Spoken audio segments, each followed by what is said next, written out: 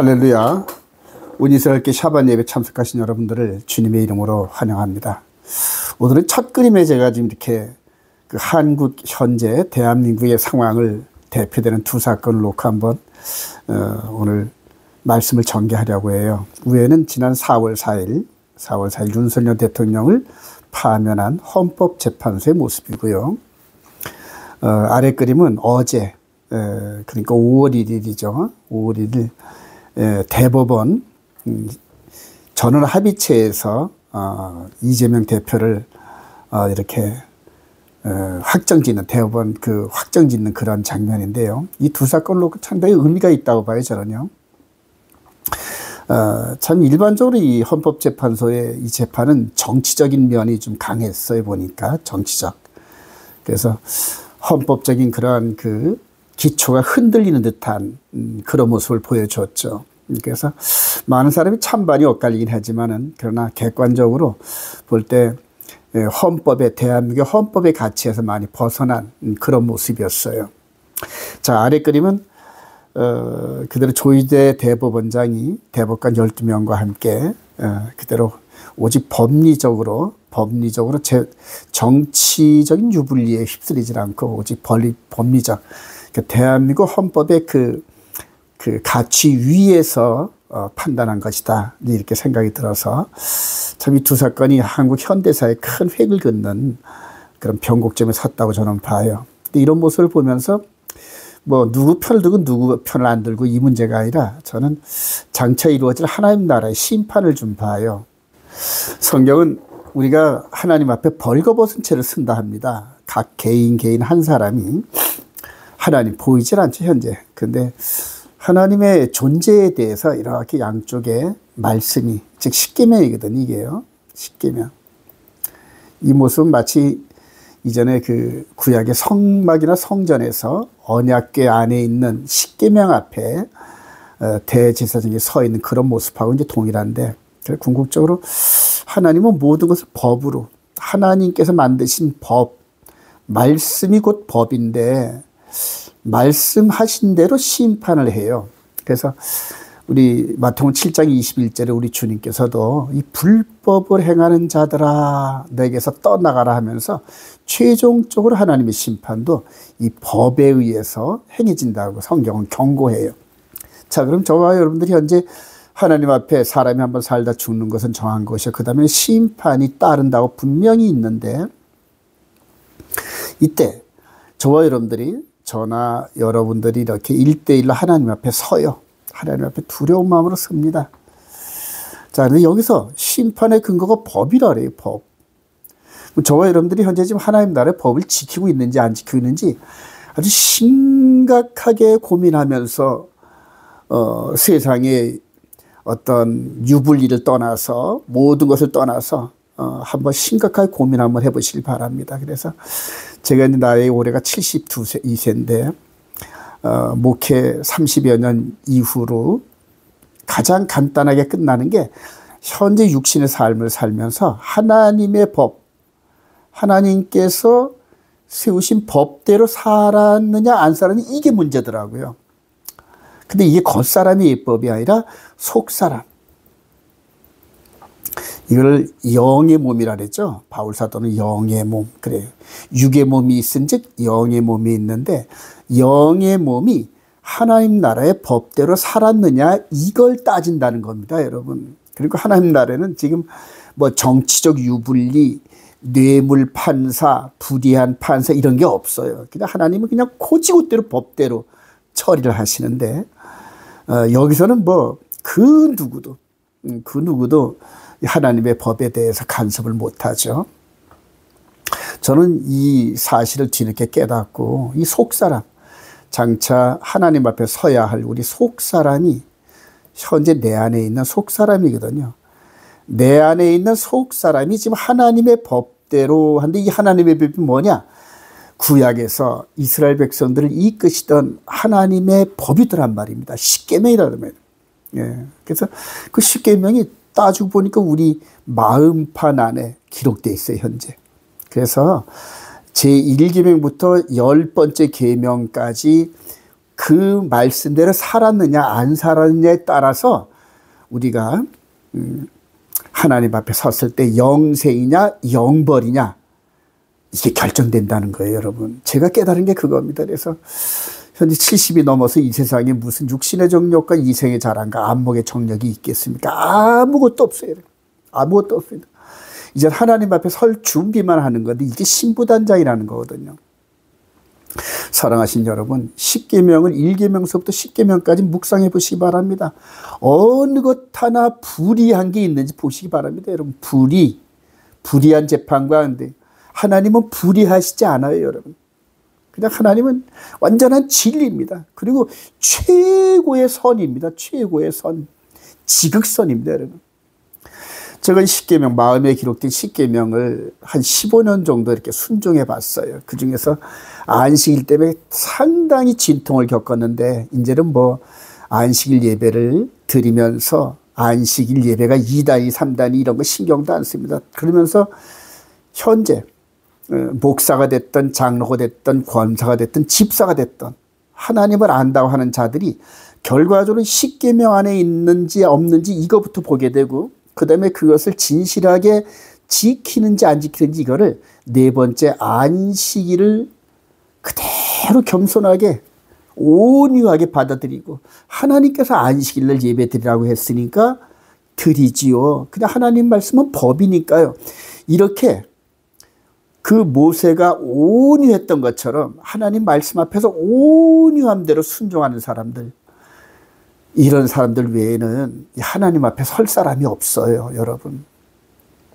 사랑하신 여러분, 제가 다시 한번 피를 토하는 심정으로 여러분들에게 간구합니다. 권면합니다.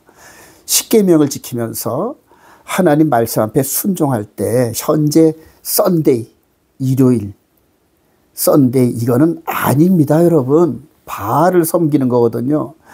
현재 이 메시지를 듣는 사람들 가운데서 일요일을 주일 하면서 이렇게 섬기는 사람들은 하나님을 얼마나 모독하고 있는지, 하나님의 법을 얼마나 모독하고 있는지 두려고 떨리는 마음으로 이 법 앞에 서시기를 바랍니다. 다음으로 여러분, 현재 계시록에서 아주 풀리지 않는 난제가 있어요. 현재 마귀는, 즉 교회 시대에 현재 마귀는 어떤 상태로 있는가? 묶여 있는가? 풀려 있는가? 한번 볼까요? 자, 계시록 12장 1절 이에 보면은 그대로 그 철장 권세를 다스리는 아들이 올라가요. 그 아이를 하나님 앞과 보좌 앞으로 올라가더라. 그리고 그대로 하늘에 전쟁이 있으니 미가엘과 그의 사자들이 용과 더불어 싸울수, 용과 그의 사자로 싸우나 이기지 못하여 다시 하늘에서 그들이 있을 곳을 얻지 못한지라. 그래요. 큰 용이 내쫓기니 곧 옛뱀 곧 마귀라고 하는 사탄이라고 하며 온 천하를 꿰는 자라. 그가 땅으로 내쫓기니 그의 사자들도 그와 함께 내쫓기니라. 이렇게 선언이 되어 있어요. 이걸 그림으로 표시한다면 이렇게 내쫓겼어요. 사탄이 그의 수하들과 같이 천사 3분의 1이죠. 내쫓겼어요. 근데 여기에서 계시록 20장에 있죠. 또 내가 보면 천사가 무저갱이 열쇠와 큰 쇠사슬을 그의 손에 가지고 하늘로부터 내려와서 용을 잡으니 곧 옛뱀이며 마귀와 사탄이라 잡아서 1000년 동안 결박하여 무저갱에 던져놓고 그래요. 그리고 1000년이 차도록 다시는 만국을 미혹하지 못하게 하는데 그 후에는 반드시 잠깐 놓이라 그랬어요. 자, 어쨌든 마귀가 묶인대요. 근데 이게 현재 지금 우리 주님의 재림을 앞두고 있는 현재 교회 시대 2000년 동안에 마귀가 묶여 있느냐, 아니면 주님이 재림하신 후에 1000년 동안 묶여서 있고 주님이 1000년 동안 왕노릇 할 것이냐, 이게 초미의 관심사인데 결론을 못 내요, 여러분. 왜냐하면 확증을 할 수가 없으니까 그래요. 현재 묶여 있느냐, 어떤 분들은 마귀가 풀려 있다, 그러니까 이 세상이 이렇게 악하지. 어떤 분들은 마귀가 묶여 있다, 우리 주님께서 강한 자를 먼저 묶어 놓지 않고, 이런 말씀을 또 근거로 해서 이렇게 마귀가 묶여 있다고 논쟁을 하는데 강력한 메시지가 없어요. 그래서 현재 지금 이렇게 우리가 화장실 갔다가 이렇게 미단 닦고 엉거저 주만 자세로 있는 것처럼 아주 참 괴로운 그런 상태로 현재 있는데 이 문제가 해결 안 되면은 정말로 해결이 안 돼요, 여러분. 그래서 저는 오늘 특별히 레위기 16장의 대속죄일 이걸 근거로 해서 그동안 오랫동안 여러 번 이걸 강의를 했는데 현재 마귀가 묶여 있다. 현재 교회 시대에 즉 우리 주님이 승천하시고 나서 쫓겨나고 난 이후에 마귀 즉 악한 자들의 대장 사탄 마귀가 묶여 있다는 것을 결론을 내고 그러면 그것을 권혁헌 목사 네가 혼자 주장이냐 아니면 성경적인 그런 서포트가 있느냐. 성경적인 서포트가 있어요. 그래서 구약의 여러 모양과 여러 방법으로 하나님께서 장차 되어질 일들을 확증할 수 있게끔 그러니까 생명을 거는 거죠. 한번 오늘 잘 따라오시길 소망합니다. 자, 오늘 토라 포션 578호 29번째네 벌써요. 아하레이 모트 히브리어인데 죽은 후에 이 모트가 죽음이거든요. 아하레이는 애프터라는 뜻이 있어요. 그래서 아하레이 모트 죽은 후에 누가 죽었느냐? 아론의 두 아들이 죽었대요. 여호와 앞에 나가다가. 그래서 이제는 지성소에 들어가는 데는 아무 때나 들어가는 것이 아니라 정한 날, 정한 방법대로 해서 들어가야 된다 하고는 이제 말씀을 주셨는데 그게 특별히 레위기 16장은 대제사장이 주신 말씀이에요. 자, 그래서 아론이 이 지성소에 대속죄일날 지성소에 들어갈 때는 어떤 방법을 통하여서 준비를 하고 들어가야 된다. 그래야 죽음을 면한다. 이렇게 경고한 건데 여기에 오늘 옛뱀 마귀 사탄이 현재 보이지 않는 영적 존재인 사탄이 묶여 있느냐 풀려 있느냐의 해답이 있어요. 한번 잘 따라오시길 바랍니다. 자, 히브리서 9장 7절 둘째 장막은 지성소는 대제사장이 홀로 1년에 한 번 들어가되 하면서 이 장막은 현재까지의 비운이 육체의 뿐이며 그럼 요까지 아론 대제사장이 예수 그리스도께서 오시기 전까지 이렇게 예수 그리스도께서 생명의 성령의 법의 대제사로 오실 때까지 한시적으로 즉 개혁할 때까지 맡겨둔 것이라. 이래서 큰 그림으로 이 모세와 아론을 통하여서 이어졌던 이 육신의 예법은 장차 예수 그리스도를 통해 영의 예법으로 성취될 때까지만 존재한다는 거거든요. 이거 잘못 해석해가지고 지금 아주 엄청난 그런 혼란이 와요. 자, 다음 넘어가 볼까요? 자, 지상의 성소와 하늘 성소의 대제사장 이렇게 정리를 해봤어요. 그래서 아까 말씀드린 대로 육신의 예법을 주장하는 아론계의 대제사장 이게 이제 육신의 예법이고요. 그 다음에 이제 그리스도께서는 그래요. 히브리서 9장 11절 그리스도께서는 장차 좋은 일의 대제사장으로 멜기세덱 반차의 대제사장으로 오셔서 염소와 송아지의 피로 하지 아니하고 당신의 피로서 단번에 하늘 지성소로 들어가셨느니라. 그런데 현재가 지금 어떤 상태냐 하면은 히브리서 7장 11절 이하에 이전에 아론의 반차를 따르는 이 제사법은 폐하고 예수 그리스도를 따르는 그러한 대제사장 하나님을 섬기는 그 법이 현재 진행형이다. 이걸 바울 사도는 생명의 성령의 법이라 그래요. 생명의 성령의 법. 자, 그래서 이거는 보이는 겉사람의 육신의 예법이고 다음에 이 법은 이제 눈으로 안 보이는 영의 예법, 즉 속사람 그래요. 우리 대제사장 되시는 이분도 지금 하늘 성소에 하늘 지성소에 가셔서 하나님 보좌 우편에 계셔요, 지금요. 근데 우리들을 지금 이끌어 가시는데 속 사람을 이끌어 간다는 거예요. 그래서 이제는 겉사람의 아론과 레위 지파에 따르는 이 제사법은 폐했다는 얘기입니다, 여러분. 그래서 앞으로 제3성전에서 드려지는 그런 제사법을 하나님이 기뻐하신다, 기뻐하지 않으신다, 기뻐하지 않으시는 거예요. 근데 왜 허락하셨을까? 여기에 어마어마한 영적 미혹이 있어요. 그거를 우리 데살로니가 후서 2장에 보면은 바울 사도가 진리를 사랑하지 않은 모든 자들을 미혹당하게 만들어서 구원에 이르지 못하게 하는 하나님의 계획이었다는 거예요, 여러분. 너무너무 무섭습니다, 여러분.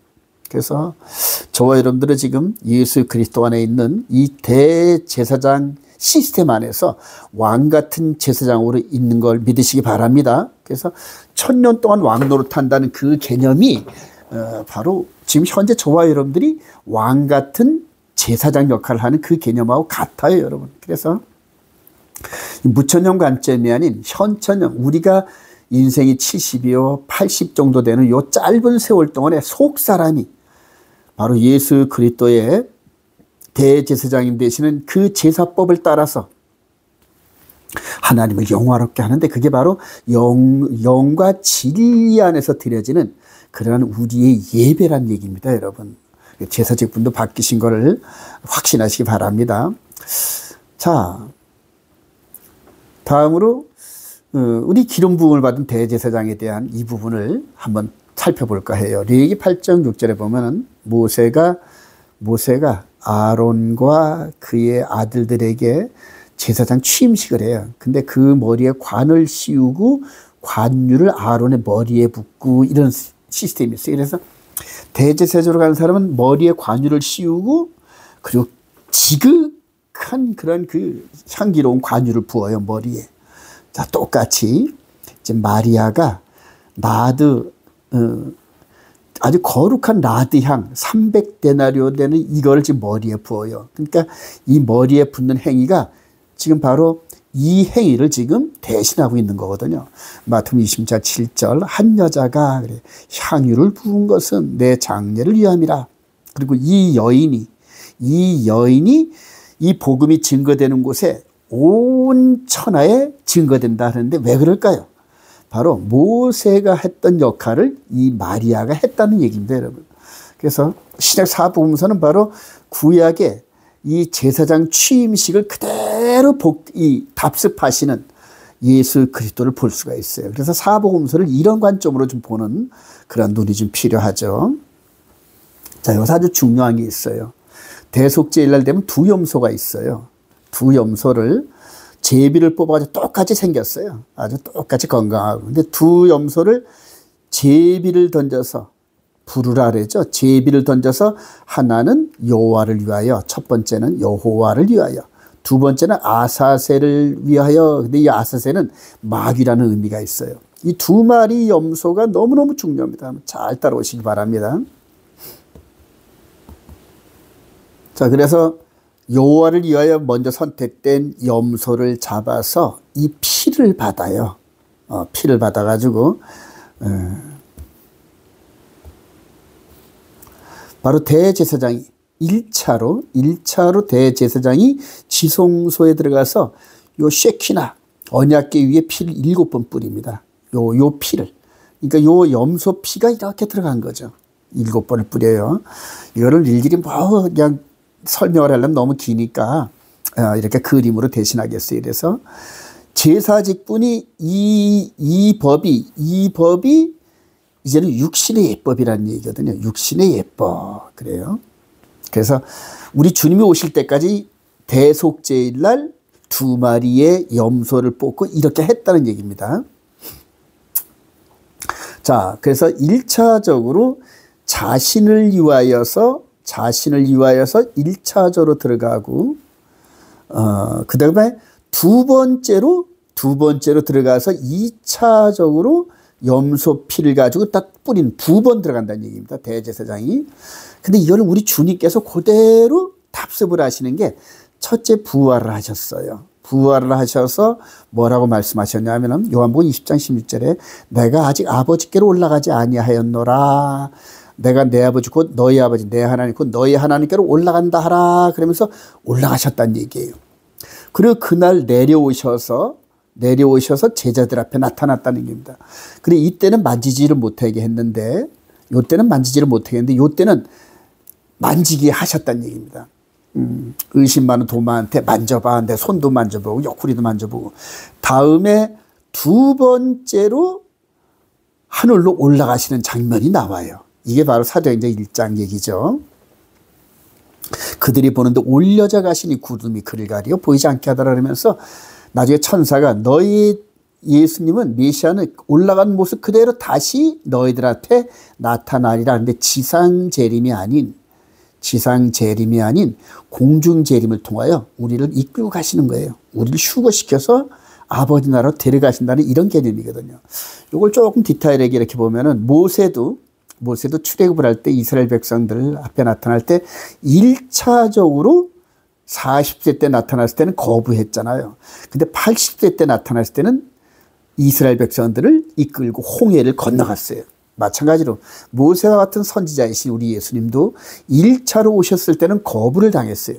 근데 2차로 오실 때는 우리들을 이끌고 하늘 보좌로 우리를 이끌어 가시는 그런 장면이 쫙 벌어지거든요. 그게 바로 휴거 사건이거든요. 자, 여기서 이제 아사셀 염소가 이제 주목을 끄는데요. 자, 바로 두 번째 들어갔다 나온 이 대제사장이 여기서 이 아사셀 염소에게 안수를 해요. 그래서 죄를 다 이스라엘의 모든 죄를 이 아사셀 염소에게 그대로 완전히 뒤집어 씌우죠. 뒤집어 씌우고 정한 사람으로 하여금 여기서 성전에서 한 20km 떨어졌다 합니다. 정한 사람으로 하여금 이 아사셀 염소를 끌고 가서 이렇게 절벽에서 떨어뜨려 죽는데 까꾸로 떨어뜨린답니다. 앞발을 묶어서 까꾸로 떨어뜨리면은 이 절벽에서 떨어져서 박살이 나서 죽는다는 거예요. 이게 떨어져 죽는다는 얘기죠. 이게 대속죄일 날 대제사장이 하는 그런 일들이에요. 자, 그런데 여러분, 바로 지금 이 대속죄일 날 대제사장이 하던 일들을 누가 답습을 하신다? 예수 그리스도께서 답습을 하신다는 거예요. 여러분, 그대로 이루신다는 얘기죠. 자, 그래서 이 규례가 그달 10일 대속죄일 날 7월 12일 날 그대로 심판이 이루어지는데 거기에서 이스라엘 백성들에게 회개에 합당하지 않은 자들은 돌로 쳐 죽이는 그런 일도 병행했답니다. 그래서 대속죄일 날 구원과 심판이 동시에 이루어진다는 거예요. 자, 여기서 이제 한번 큰 그림으로 한번 볼까요? 자, 기름 부음을 받습니다. 모세가 아론에게 예수 그리스도가 기름 부음을 받아요. 자, 그리고 첫 번째 여호와를 위한 양이 죽어서 지성소에 피를 뿌리러 들어갑니다. 우리 예수 그리스도께서 피를 흘려서 이런 모든 동물 제사의 이런 피 대신 단번에 흘리신 완성된 제물을 통하여서 하늘 보좌에 피를 뿌리러 들어가십니다. 자, 그리고 대제사장이 지성소에서 나와서 아사셀 염소에게 안수해서 절벽에서 떨어뜨려 죽여요. 자, 여기에서 우리 주님 대제사장 강림하셔서 지성소에서 나오셔가지고 당신의 백성들을 휴거시켜서 끌고 올라가셔요. 마치 홍해도화처럼. 그러니까 땅에 있는 바다를 가르는 게 아니라 하늘의 바다를 갈라요. 샤마임, 하늘의 물을 갈라서 우리를 이끌어 가셔요. 그러면 나머지 요 아사셀 염소 역할을 하는 이 마귀에게는 어떻게 할까요? 불못에 던져낸다는 거예요. 이렇게 바로 이 아사셀 염소가 절벽에서 떨어져 죽는 것처럼 불못에 떨어뜨려 죽는다는 얘기입니다. 근데 여러분, 이게 모든 사건이 70일의 안에서 끝이 나야 돼요, 여러분. 자, 또 다음으로 한번 넘어가 볼까요? 그럼 여기서 아까 서두에서 제가 의문점을 드렸었죠. 예수님의 승천을 쫓겨난 마귀와 타락한 천사들은 어떻게 돼 있을까요? 그래요. 바로 이 요한에게 보여줬던 계시록 12장의 내용은 아기 벤 아이 여인이죠. 그리고 머리에 12별과 해와 달. 자, 이거를 다들 이스라엘이라 이렇게 얘기하는 건 전부 이렇게 동의를 해요. 이스라엘이라는 건. 그런데 여기에서 이제 7머리 10뿔 달린 이 용이 아이를 낳으면 죽이려고 하는 이 부분은 영적 세계거든요. 그런데 이 영적 세계에서 있었던 상황이 이 땅에서 헤롯 왕을 통하여서 베들레헴의 유아를 살해하는 장면으로 현실적으로 나타난 것이 바로 이 그림입니다, 여러분. 그래서 하늘의 영적인 사건은 현실적으로 나타나요. 자, 그리고 예수님의 공생애를 마치면서 하늘로 승천하는 이 사건이 바로 철장 권세를 가지시는 이분이 승천하는데 바로 대제사장이 승천하는 거예요. 그래서 계시록 12장은 요한에게 보여준 이 예수 그리스도의 초림 사역을 간단하게 보여주신 겁니다. 아주 간단하게 브리핑한 거죠. 그래서 십자가 사역과 올라가시는 이 사역을 계시록 12장에서 보여준 거예요. 자, 하늘에 전쟁이 있어요. 하늘에 전쟁이 있는데 자, 이게 왜 전쟁이냐 하면은 바로 이 대속죄일 날 여호와의 염소가, 여호와를 위한 염소가 하늘 지성소를 들어가는 것처럼 올라갔더니 이제는 하늘에 있던 아사셀 염소 역할을 하는 마귀가 더 이상 하늘에 있을 수가 없어요, 여러분. 왜냐하면 땅에 내려와서 이 판결을 집행당할 순서를 기다려야 돼요. 우리 예수님께서도 하늘에서 여자의 후손으로 계시다가 이 땅에 여자의 후손이 당할 이 판결을 집행을 당하시기 위해서 이 땅에 오셨거든요. 육신의 몸으로. 마귀도 이 땅에 내려와서 육신의 몸으로 자신이 심판받을 준비를 하러 내려와야 되는 거거든요. 이게 바로 쫓겨났다는 거예요. 바로 이게. 하늘의 큰 용이 내쫓기니 예쁜 곧 마귀라도 하고 사탄이라도 하며 온 천하를 꿰는 자라 그가 땅으로 내쫓기니 그의 살도 그와 함께 있으니라. 자, 그러면은 쫓겨난 옛된 마귀 사탄은 누구 역할을 하냐 하면은 바로 아사셀 염소 역할을 하거든요. 그리고 장차 모든 인류의 모든 죄를 뒤집어 쓰고 아사셀 염소처럼 절벽에서 떨어져 죽는 심판을 지금 받을 준비를 해야 되는데, 여러분 여기서 아사셀 염소와 마귀의 모습이 같아야 되는데 이때 지금 성전에서 두 마리 염소 중에 아사셀 염소로 뽑힌 이 염소가 묶여 있을까요? 풀려 있을까요? 여러분, 대제사장이 나와서 안수를 받을 때까지 묶여 있을까요? 풀려 있을까요? 여러분 깊이 한번 묵상하시기 바랍니다. 첫 번째 염소인 여호와를 이 염소는 죽어서 피를 뿌리러 지성소 안에 들어갔단 말입니다. 그리고 이제 자기 차례의 역할을 하려고 밖에 있는데 제사장들이 너 마음대로 돌아다녀, 그리고 풀어놓을까요? 꼼짝 못하게 묶어놓을까요? 여러분, 저는 100% 묶어놓는다고 생각합니다. 왜냐하면 그 아사셀 염소가 도망가거나 사고가 나면 안 돼요, 여러분. 마찬가지로 지금 이 집행당할 이 옛뱀 마귀 사탄이 묶여있는 상태인데, 그런데 자기 때가 돼서 반드시 풀려나야 돼요, 한 번은. 자, 여기 마지막 후 3년 반, 예수님께서는 전 3년 반 사역을 마치셨고요. 후 3년 반에 자신에게 맡겨준 이 시간을 채우기 위해서 반드시 풀려나단 말이에요.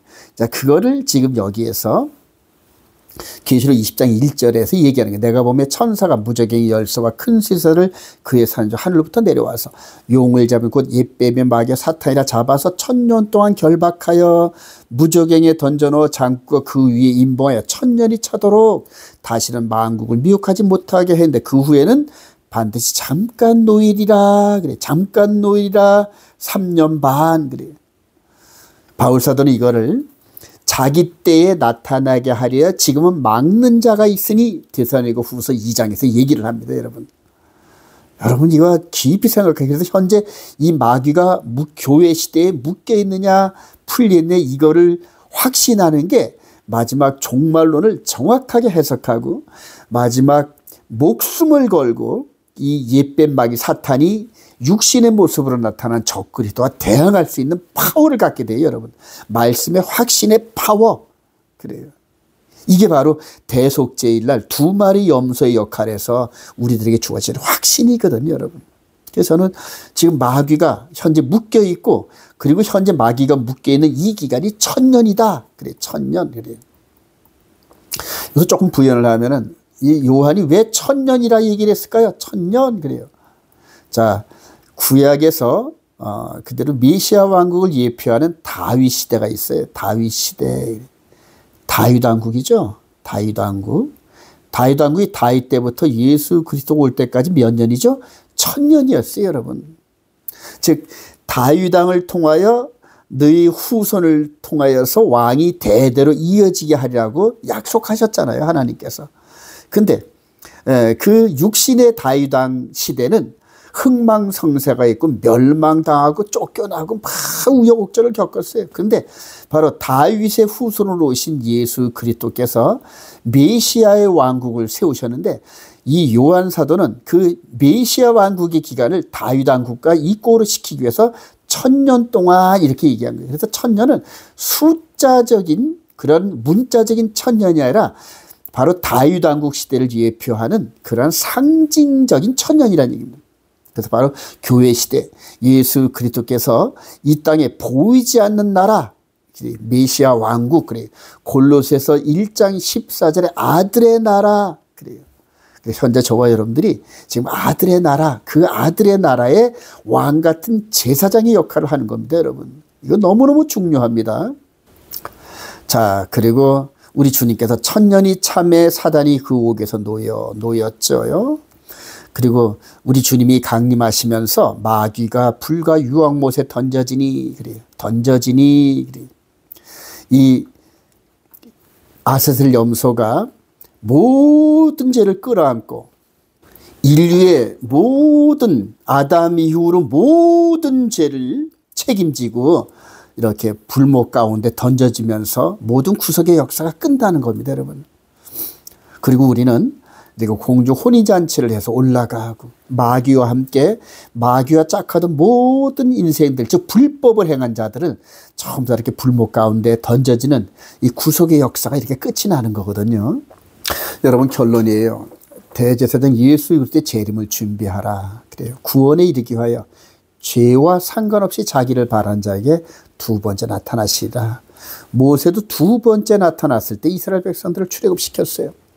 우리 예수님께서도 초림 아닌 재림 때 이 땅 공중 재림하시면서 백성들께 끌어올려 가셔요.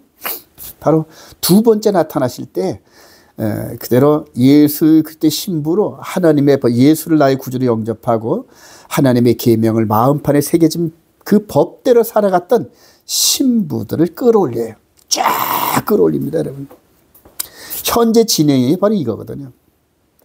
예수 그리스도를 나의 구주로 영접하고 그리스도의 보혈로 우리 마음에 뿌림을 받고 우리 마음판에 새겨진 이 언약서, 언약 십계명을 그대로 순종하면서 왕같은 제사장의 삶을 살아내는 그런 사람들. 데살로니가 4장 16절 주께서 호령과 천사장의 소리와 하나님의 나팔 소리 친 하늘부터 강림하시리니 그리스도 안에서 죽은 자들이 먼저 일어나고 부활하고 그 후에 우리 살아남은 자들도 그들과 함께 구름 속으로 끌어올려 공중에서 주를 영접하게 하시리니 그리하여 우리가 항상 주와 함께 있으리라 그래요. 고린도서 15장 50절 보라 똑같은 얘기에 내가 너에게 비밀을 말하노니 우리가 다 잠잘 것이 아니요 마지막 나팔의 순식간에 호련히 다 변화되리니 부활체로 호련히 변화되리니 나팔 소리가 나며 죽은 자들이 썩지 아니할 것으로 다시 살고 우리도 변화하리라. 그렇다면 이 땅에 휴거되지 못하고 이 땅에 남은 자들은 어떻게 될까요? 뭐 세대주의 관점에 있는 분들은 뭐 7년 동안 있다가 뭐 여러 가지 그냥 그들은 뭐 성경이 밑바탕 되지 않는 그런 소설 같은 얘기로 이렇게 얘기를 하는데 이때 성경은 간단해요. 데살로니가후서 1장 7절 주께서 자기의 능력의 천사들과 함께 하늘로 또 불꽃 가운데 나타나실 때에 하나님을 모르는 자들과 우리 주 예수의 복음에 복종하지 않은 자들에게 형벌을 내리시니 이런 자들은 주의 얼굴을 떠나 그의 힘의 영광을 떠나 영원한 멸망의 형벌을 받으리로다. 서두 부분에 제가 하나님 앞에 벌거벗은 선 그런 그림을 보여주면서 두렵고 떨리는 모습으로 그렇게 설명을 드렸어요. 저와 여러분들이 현재 하나님의 십계명 앞에 서 있어요. 예수를 믿는 믿음과 함께 우리 마음에 기록된 십계명을 늘 말씀 안에서 마음 안에서 묵상하면서 이 삶 안에서 사시기를 소망합니다. 그리고 네 번째 안식일에 대한 이 부분은 하나님의 자존심이에요. 창조주 되신 그분이 안식일을 기억하여 거룩히 지킴으로 그날을 영화롭게 하고 거룩하게 만들어라. 사랑하신 여러분, 마지막 때 십계명의 삶을 살면서 안식일을 그냥 주의 날로 영광스럽게 선포하면서 장차 우리 주님 오실 때 공주로 휴거되어 혼인잔치에서 만나시는 축복이 있으시기를 주님의 이름으로 축원드립니다.